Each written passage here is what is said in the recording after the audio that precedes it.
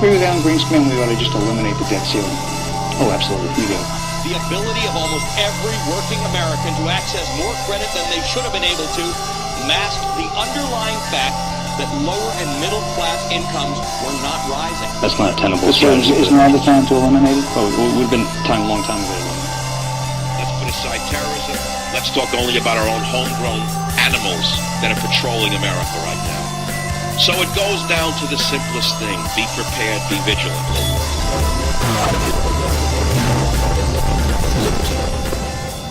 What's up? I am Liberty Faithful.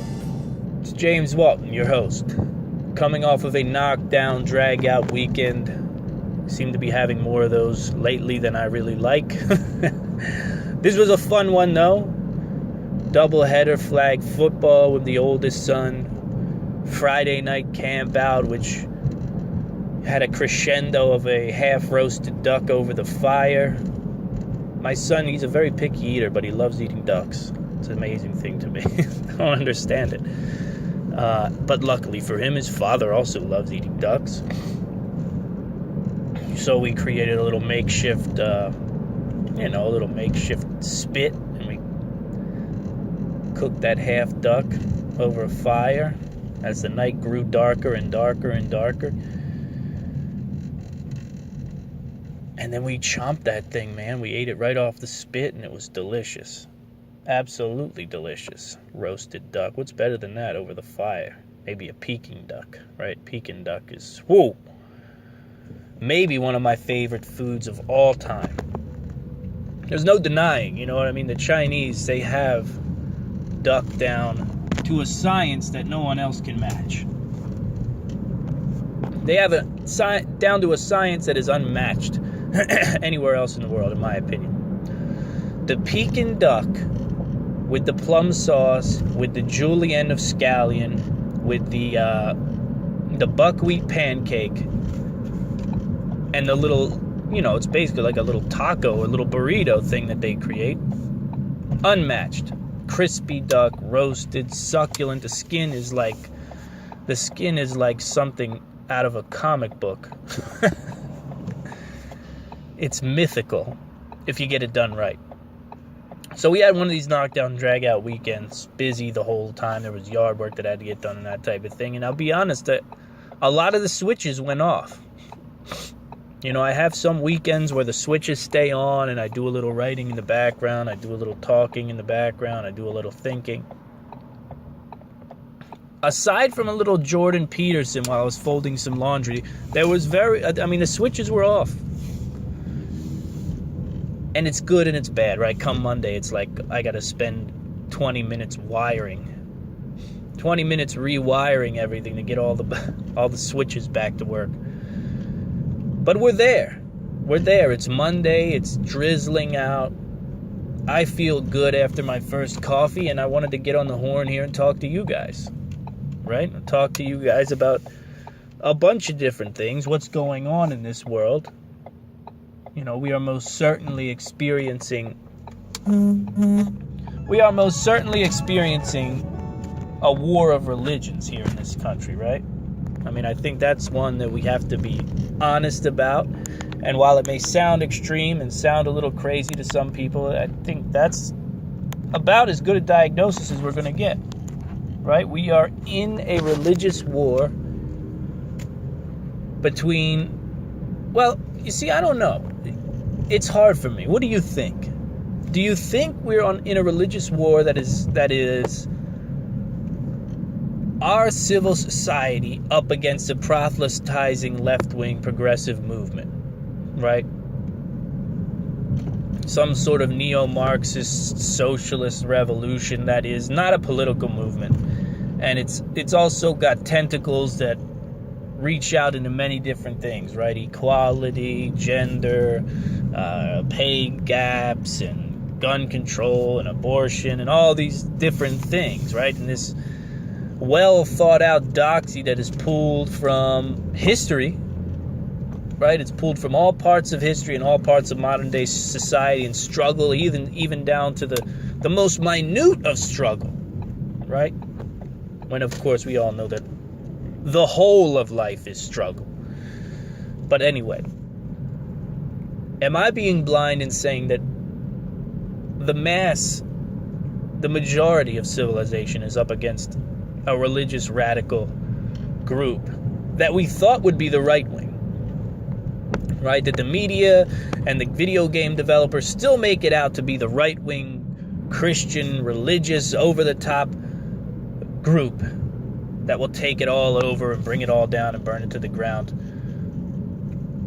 It feels to me like we're in a situation where we are up against a group like that, except it's on the left wing. It's a progressive religion. It's a left-wing, postmodern religion that we don't think is a religion. We don't think it's a cult because they don't have a book and they don't have a guy yet.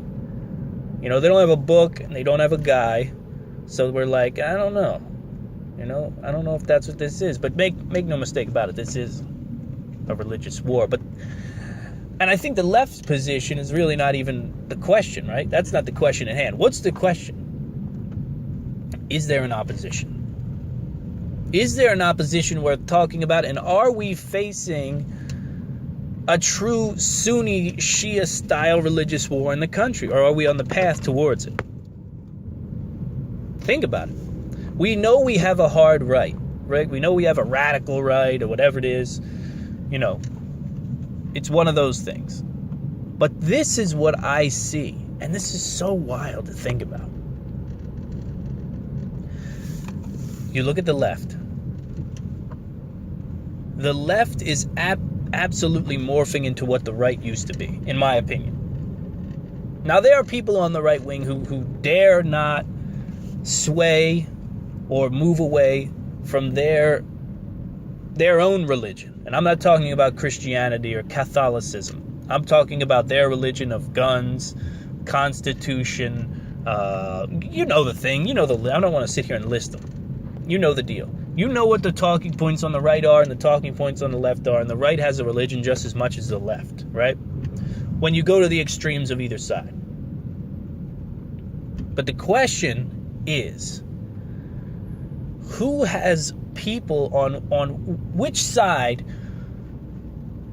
Where are the reasonable people coming from? Right? The outliers, I guess. Because what I see, and this could be me being biased, I don't know.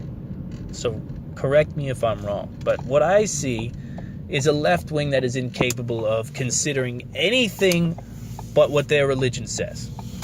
Right? So the neo-Marxist, left-wing, progressive, how many of those can you put into one thing? The postmodern, let's try it. The postmodern, neo-Marxist, socialist, progressive, left-wing, snowflake. There's so many names. Why are there so many names? Just call them progressives or something. I don't know. But anyway, this left-wing movement that seems all-encompassing and merely religious. No, they are religious. Let's be honest. It's a religion. That's what it is. They seem to not be able to give an inch. They seem to be the most dug in. And I always looked at right-wing conservatives that way. Right? But now I'm seeing people who have right-leaning beliefs, who have conservative-leaning beliefs, who are very popular people.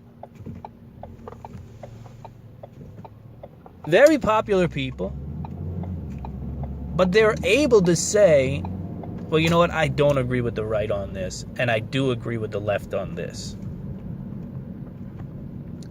And why is that so important? It's because I don't see it on the other side.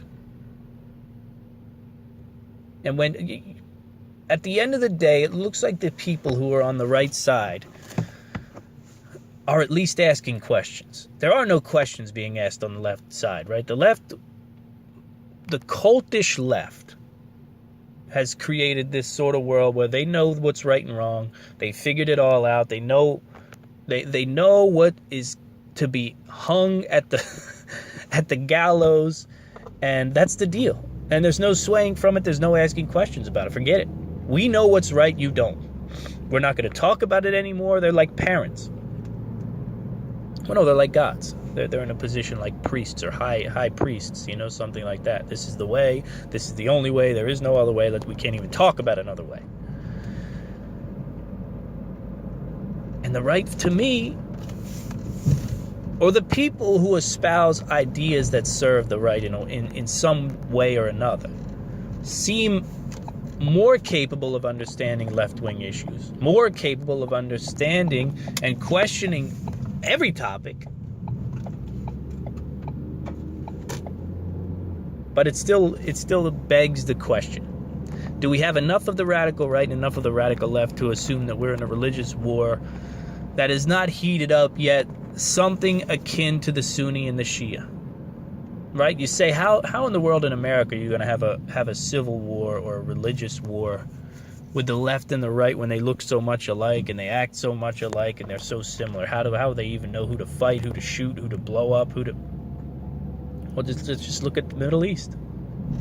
Do you want to be Sunnis and Shiites is the question I have for you, the listening audience.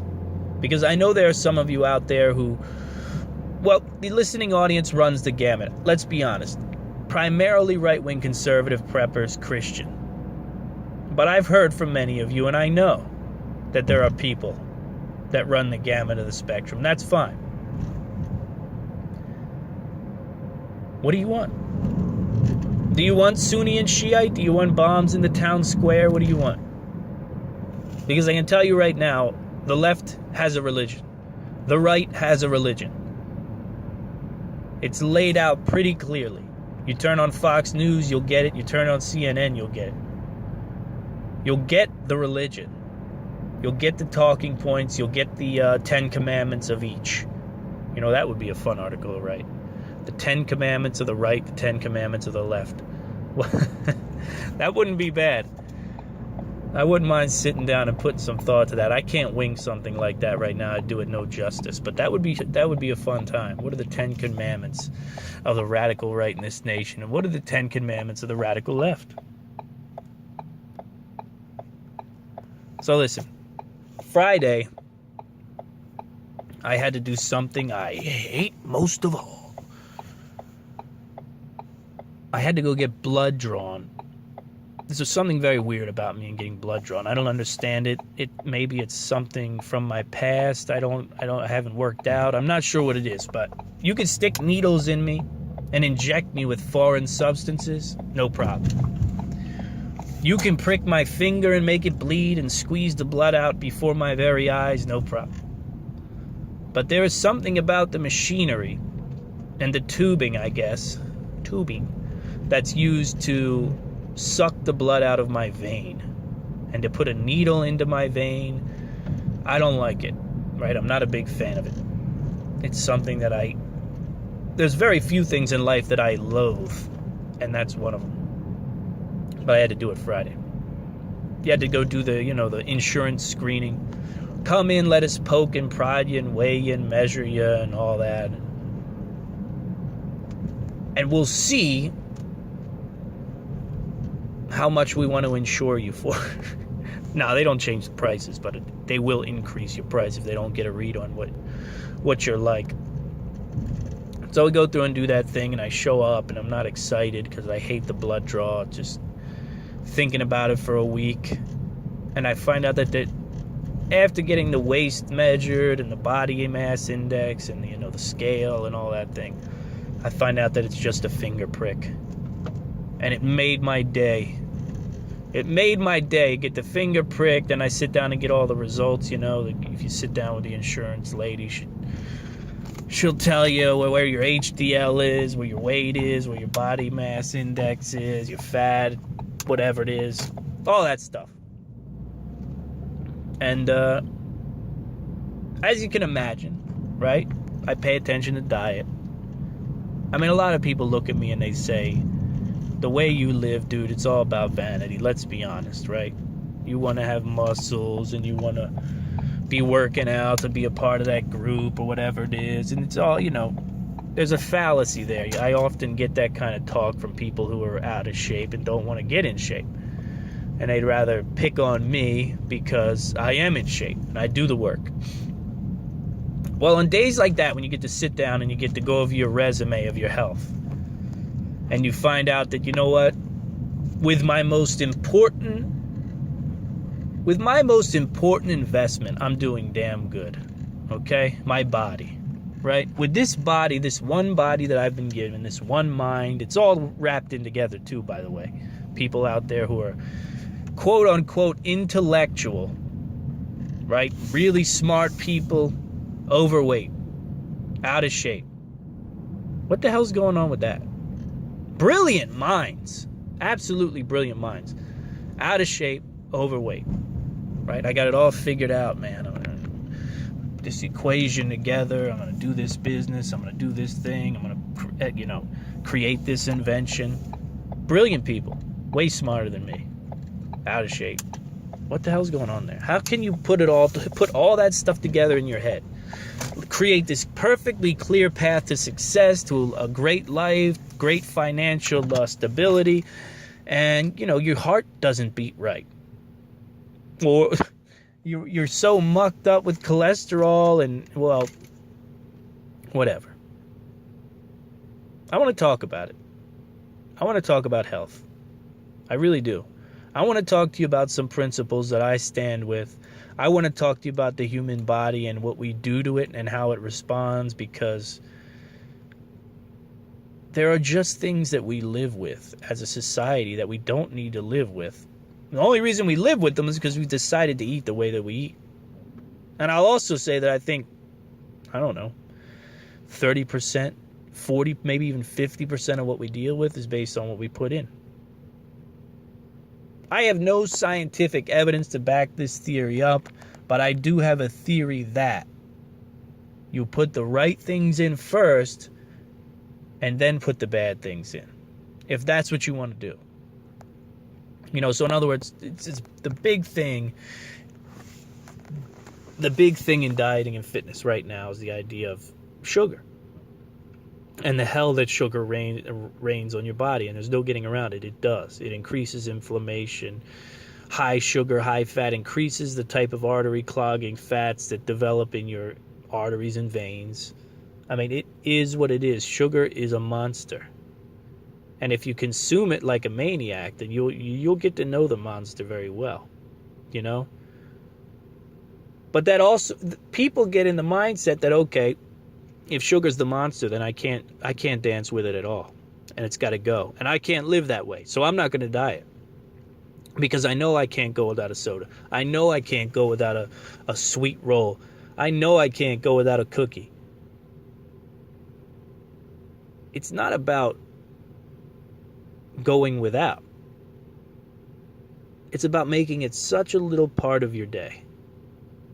You have to make sugar such a minuscule part of your day. That's what you have to do. Listen, I can't stop eating pasta and bread. It's not happening. You're not talking to a guy who's ever going to be ketogenic. Because a couple times a week, I got to have a bowl of pasta with tomato sauce on it. I have to. A couple times a week, I at least once a week, I make pizza. I get flour, I get yeast, I get sugar, I get olive oil, I get salt, and I whip that thing and I throw it up in the air and the kids smile, and we eat pizza that night. And I'm not fucking changing that. That's not happening. I don't care. But I'm going to work my way out of that. I'm going to run 5 miles to burn that thing off. It's not a question of calories for me. But you can keep the sugar at bay and still have it in your life. But you have to be honest with yourself and understand that it is an issue. And you have to look at your diet and you have to pick apart what sugar is, right? So sugar is not just sugar, it's also carbohydrates. Okay, so now your carbohydrates break down to sugar. You take that and you factor that in with how much sugar you have. And you have to factor stuff in that you might not be thinking about, like that coffee you have in the morning. Man, I love that morning coffee. First of all, I love black. Black is the only way to go. Black coffee is the only way to go in my book. Once in a while, I'll have a latte. Once in a while, I might have a cold brew with some coconut milk in it. But People are maxing their sugar out on their first coffee of the day before their body's even awake. Let's talk about it. Let's just talk fitness. Let's talk diet.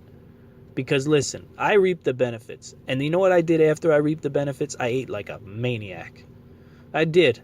The other day I had eggs, steak, and bacon and coffee for breakfast. And milk. And it was awesome. Because cheat days are important too. And this was a mega cheat day. This was a pat on the back cheat. This was a super cheat. You know what I mean? This was me saying, look, dude, you're going to be around, barring any cataclysm. You know, if it's just up to your health and your body and this type of thing, all the suffering, all the pull-ups, all the squats, the hills, the sweat, the running, the choking, the heaving for air, the sauna, all of it. Yeah, it pays off. And it doesn't just pay off because you feel good and you look good. It pays off because, you know what? Your body's working the way it's supposed to.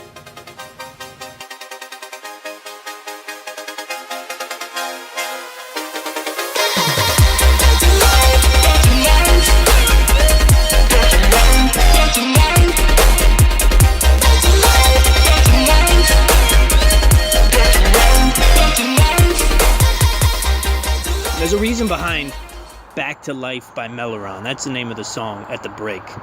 Back to Life by Melloron. And the reason behind that is just that. It's just what the title says, right? It's about a constant reminder to me all the time that we are trying to carve out this life. This short time, this minimal amount of time that we have. When you look at the span of the great planet that we live on, and you come to realize that you got 80. You got 80. You know, I used to say you got 100, but who the hell gets 100? You got 80 at best. You got 80 at best, and most people listening to this podcast probably already passed the halfway point. Let's be honest. I know the demographic. Most people listening to this podcast probably halfway past. They made it through the halfway point of the race already. And you know what? When you get that far, it's hard not to have a whole host of things you wish you did, you wish you hadn't done. Regrets, shame, misery, loss, all of that. Because that's part of the game, right? Now, if you can come to terms with the fact that that's part of the game, then you can usually figure out a way to enjoy the game. And I feel like I enjoy the game as much as any man can. Right? I don't feel like I'm living in this sorrowful situation. I've been lucky. I've ran into great people. I've cleaved to some of the best people. And, you know, I reap the benefits for that. I wake up every day and, you know, I have to have about a 5 to 10 minute conversation with myself about this is what you are, this is what you have to do, and this is what you have to do to continue to be who you are. It's challenging. Right? It's not easy. It shouldn't be. You should be waking up yourself in the car or at the edge of the bed or in the kitchen. You should be walking yourself through. This is what I have to do today. This is who I am. This is who I have to be. In order to be me, these are the things that I have to do, and I don't feel like doing them.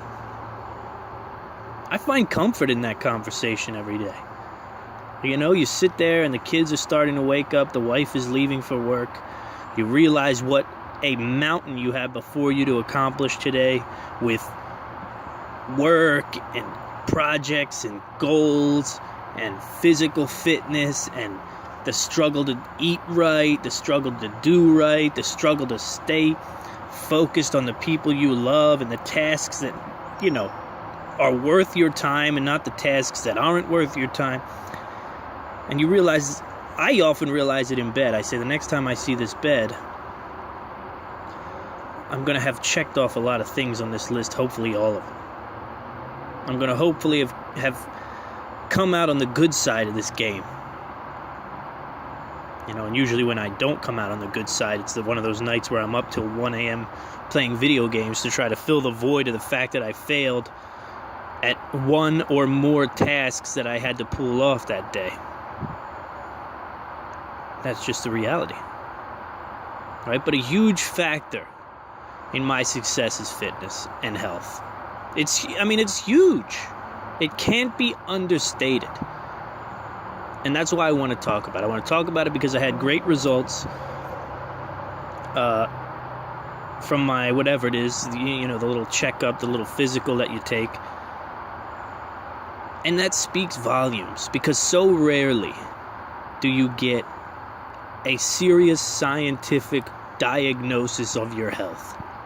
It's one of those weird things, right? We paint our nails, we dye our hair, we wax our eyebrows, we get our beards conditioned and cut, and human beings do all kinds of crazy shit, and they do it all the time so that they can measure their success and they can measure who they are and how they are. Right? We spend all kinds of money.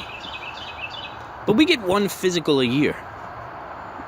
We sit down with a doctor and they run blood tests and this test and that test, and one time a year you find out how you're doing. It's a really weird thing, right? But there are opportunities out there. I don't know if you know it. There are places out there. I think one of them is called 23andMe, where you can send. I think you send blood. I think it's a finger prick type deal, and you send blood to these people, and they can really read into your health. You can also go get blood work done. Look it up in your area if you're interested. You can get blood work done to see what deficiencies exist in your body. Right? We live in a time where you can literally get an overview of your entire person and figure out, all right, I'm deficient in these vitamins, I'm deficient in these nutrients, I'm deficient in these things, and if I managed and modified my diet a little bit, and this isn't about weight loss, right? This is about optimal use of the human machine. It's about saying, all right, I could be more, I could do more if I look at my diet and add these things. Take out these things, add these things. What a power that is. I mean, that's something that was never possible in the past. It was never possible to take the human body and suck some blood out of it and look at the blood and say, okay, with these additions and these subtractions, you could do these things. You could better yourself in this way. You can go off the rails with this stuff, man. You can go too deep into health and fitness. We see it, right? We know it. In fact, for people who are out of shape, it's one of their favorite things to bring up, right? The guy who died running on the treadmill, the guy who died running 10 miles a day, the guy who, cosmetic surgery, the whole thing. Right? People love to tear you down when you're working hard to do better. That's just life. That's just life. You have to deal with that. You have to deal with those people. And the best way to deal with them is to not acknowledge them and keep getting it. Just keep going. Because the benefits are there.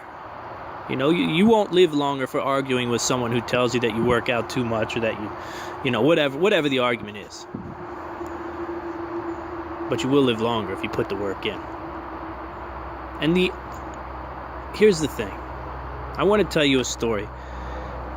When I was in my late 20s, I remember running into a bunch of people who had these crazy diagnoses for me for when I would hit 30. Right? They had all these crazy things. Your knees go at 30, Jim, trust me. And they would tell me these crazy things, right? And what else would they say? Oh, yeah, at 30, man, you can't eat anything anymore. Once you hit 30, everything you eat, it's either acid reflux or you're going to the bathroom all day. You can't eat nothing after 30. And look at them and say, what is going on here? And you know what kept me sane through all this doom and gloom? It was like this little tiny doomsday of my life. So here I am doing a podcast on cataclysmic doomsday of the planet, right? And trying to avoid it through community and building community. And whatever else topics I talk about. But doomsday was always a big part of my life. It always has been. I've always loved the idea of it all coming to an end. I didn't love the idea, but I was always entranced by the idea of the comet, of the asteroid, of the super volcano, of the doomsday. And here I was facing at like 28 years old, 27, I'm facing this new miniature doomsday of who I am And it's just a few years away. A few years away, I'm going to change. I'm going to become something totally different. I'm not going to be me anymore. I won't be able to eat. I won't be able to run. I won't be able to do anything. Because I hit 30 and things change. And you know who brought me back from the brink? And who talked sense into me? The relationship with my parents, it's a sordid one. It's a strange one. It's one of the stranger parts of my life. Because they have great advice. But there are other things that lurk in there that I don't want to talk about it right now, but they always give me great advice. I have to give them that, no matter what else. When I go to them with advice, they may not take it themselves, and maybe that's what makes me want to bang my head into a brick. But they always give me great advice. And they give it to me in a way that I love to take it in. And when I have interactions with my own kids, I realize that I've got to find a better way to give them advice. Because my father doesn't sit me down and tell me that, don't be an idiot. You're not going to fall apart when you're 30. That's stupid. Who told you that? They're an idiot. No. The way he conveyed a message like this to me, we were talking about another guy who was in his 30s, early 30s, and he was riding his bike and he hurt his back from riding his bike, right? So instead of my father saying, what's wrong with these 30-year-olds? They're so weak. At the time, he's 60. He starts to laugh about the guy who hurt his back, who's 30 years old, riding a bicycle. Which is funny. I mean, now that I'm 32 years old, I think, well, I've never been in better shape. But my dad looks at me and he's laughing. He's laughing about this 30-year-old thing because I was talking to him about it, about the 30-year-old collapse. And he's talking to me about the 30-year-old who hurt his back. And I'll never forget it. My dad laughs. My dad has a great laugh. And he's laughing and he looks at me and he says, Jim, when I was 30, I could pick this whole house up. And I'll never forget it because it's so characteristic of James Charles Walton. A phrase like that, something like that. And of course, it's a bit grandiose, right? Nobody can pick up a whole house. But the truth behind it was my father was much like me in his 30s, way into his latter 30s. He didn't have me till he was 36. And in his early 30s, he was straight up bodybuilding at 5'8", right? Bodybuilding and competing. And you got to look at that. You got to look at your genetics and your realities. And also, Dad always ate good. Dad didn't over sugar anything. Dad was always staying off sugar. Before any scientist sat down and told you don't need sugar, don't eat sugar, sugar's bad for you, it clumps up your red blood cells, it makes your insulin spike and fall. Before all of that, Dad was like, he didn't touch sugar. He didn't mess with it. And that had a long-lasting effect on me, really. But yeah, Dad said he could lift this whole house up when he was 30 years old, and I'll never forget that because it conveyed the point. It conveyed the point of this is where you come from. It conveyed the point of this is what hard work can do, and it conveyed the point of this is what a diet can do for you.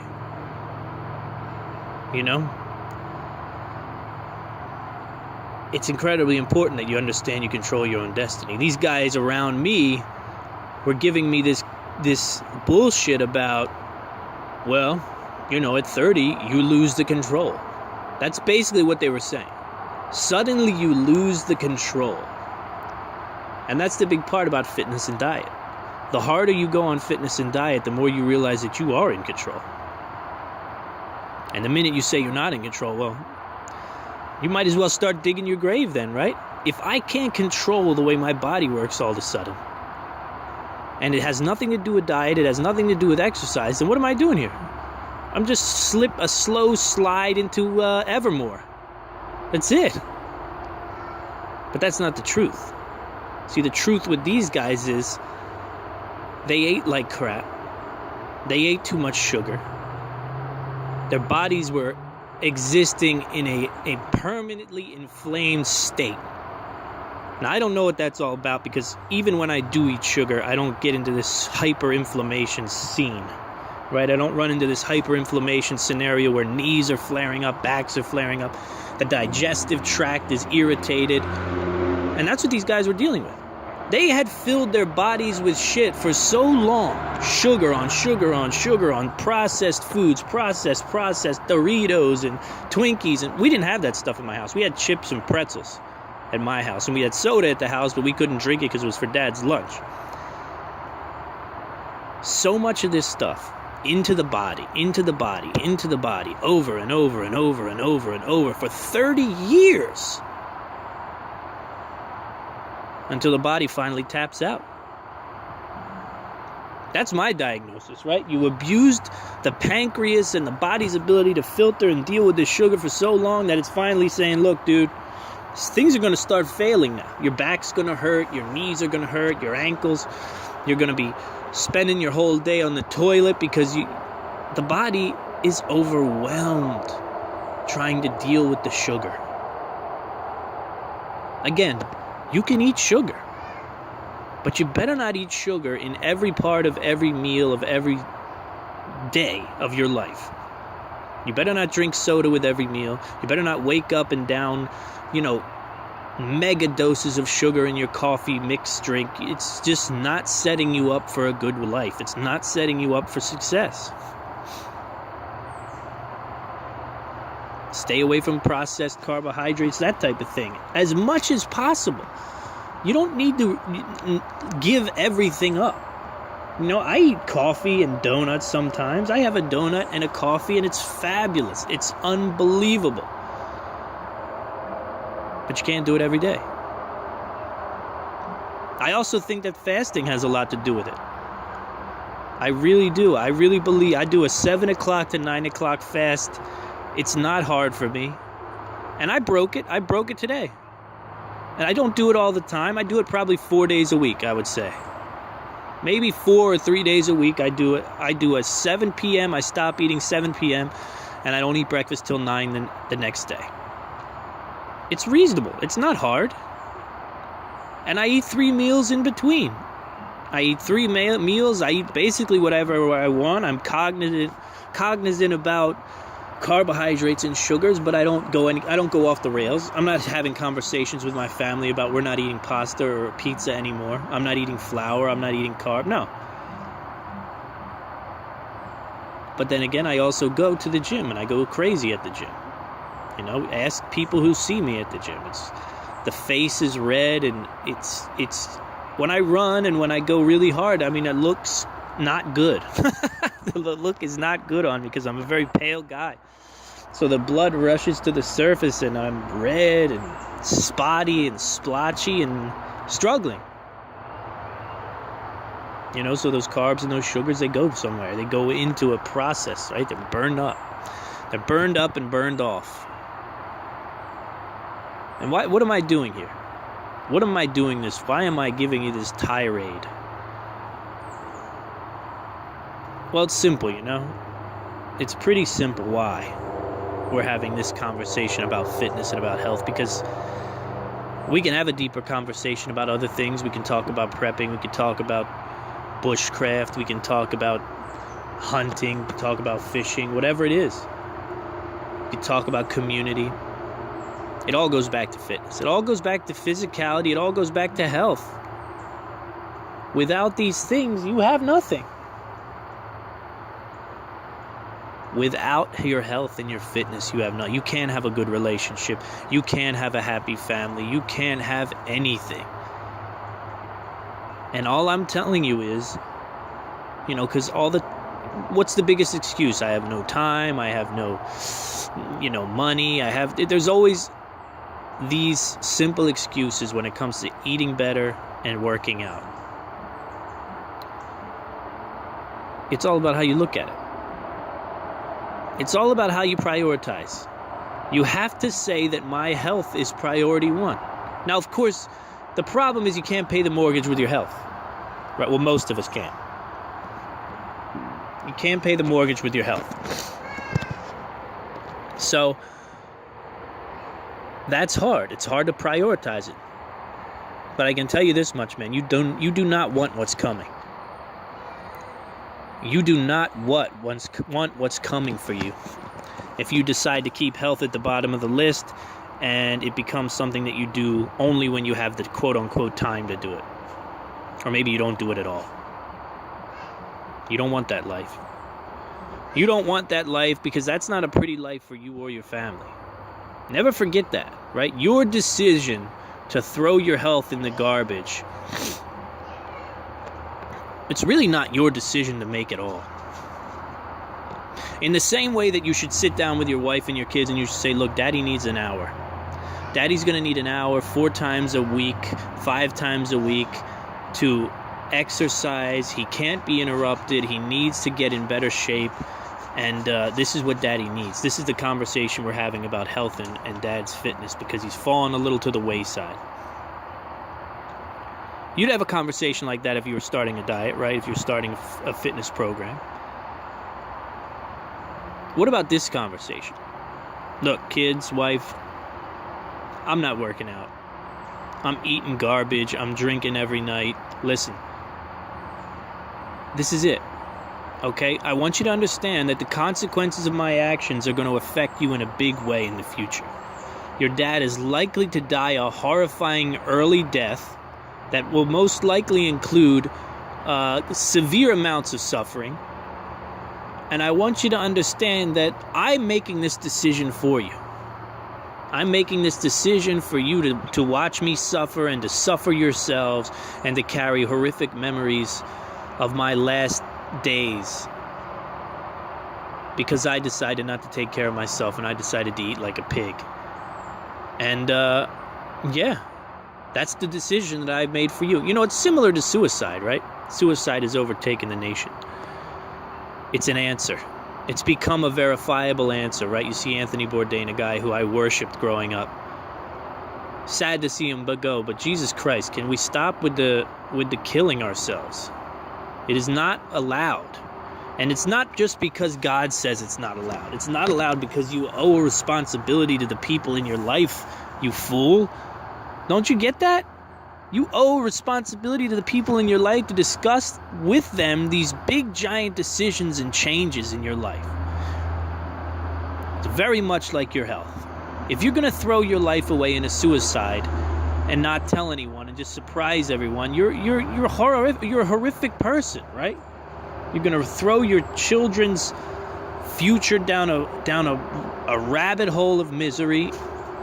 You're going to put a stain on the family that'll last for decades. Well, what happened to great-grandpa? Well, he hung himself with a necktie. Oh, cool, great, wonderful. What lineage?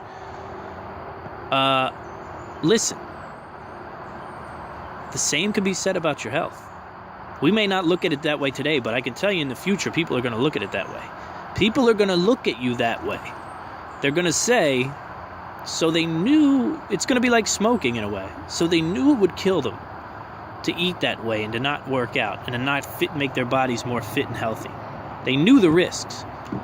Yeah, they knew the risks. And they did it anyway. Did they consult their family? No.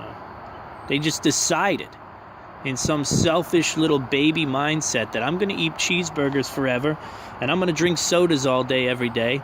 And you guys are going to deal with the consequences. I mean, I'm going to deal with it too. I'm going to die young and probably get diabetes and maybe have to lose limbs and all that craziness. But you guys are going to deal with it too, right? And I'm going to make that decision for you now.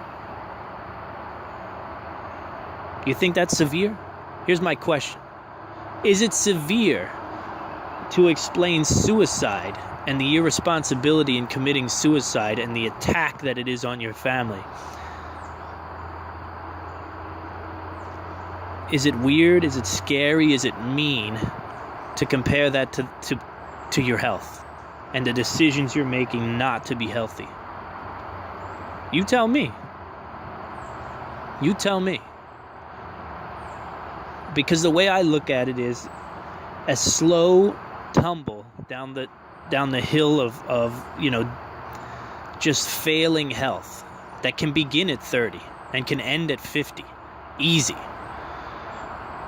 That trek, that trail that you take, that you decide to take, well, to me, it looks very similar to a long and drawn-out suicide, right? The family gets the calls, dad's got this, he's got that, he needs to stop eating, the blood pressure is high. Okay, now everybody's worried about the blood pressure. Oh, dad blew one out, he blew a right ventricle out. Okay, we're going to get that fixed.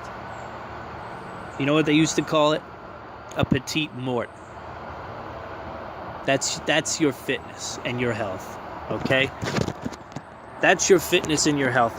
If you decide to throw them away and not consult your family on the consequences, well, then you and they will suffer the petite mort. So start today. Stop being weak. Start today. Look, our sponsor for this show was the MHA Bushcrafter. I got a little too passionate about fitness and I missed my opportunity to slide it in there. One of the best ways to get on the path towards fitness is hiking, getting back to the wilderness, getting outside. The MHA Bushcrafter is an amazing survival kit. And when I say survival kit, it's not a big book bag that you got to carry around. It's not a big bag. This thing will wrap right around your belt, and it'll provide you with water, shelter, and the ability to make fire. All right wrapped around your belt, slung over your shoulder. I mean, it is the most compact and well thought out survival kit on the market. I'm willing to stake my name on that. And for those of you out there who are already well oiled when it comes to survival kits and survival gear, listen to me. The MHA Bushcrafter, since the moment I got it, has been attached to my pack, my personal pack that I take when I hike, that I put in my car to get home in disaster. And you know what? It's going to stay there because for a person like me, the kit adds legitimate redundancy. It adds a survival knife to my pack on top of the one that I have. It adds more ways to start fire. It adds more ways to purify water. And for me, redundancy is important. When it comes to survival, when it comes to disaster preparedness, redundancy is important. So check out the MHA Bushcrafter today. Go to Amazon.com, search MHA Bushcrafter. You can go to the I Am Liberty Show website, IamLibertyShow.com. Scroll down and click on the link to the MHA Bushcrafter. Get yours today, because listen to me. The easier it is to get out there in the woods, the more often you'll do it, and it doesn't get any easier than the MHA Bushcrafter Survival Kit.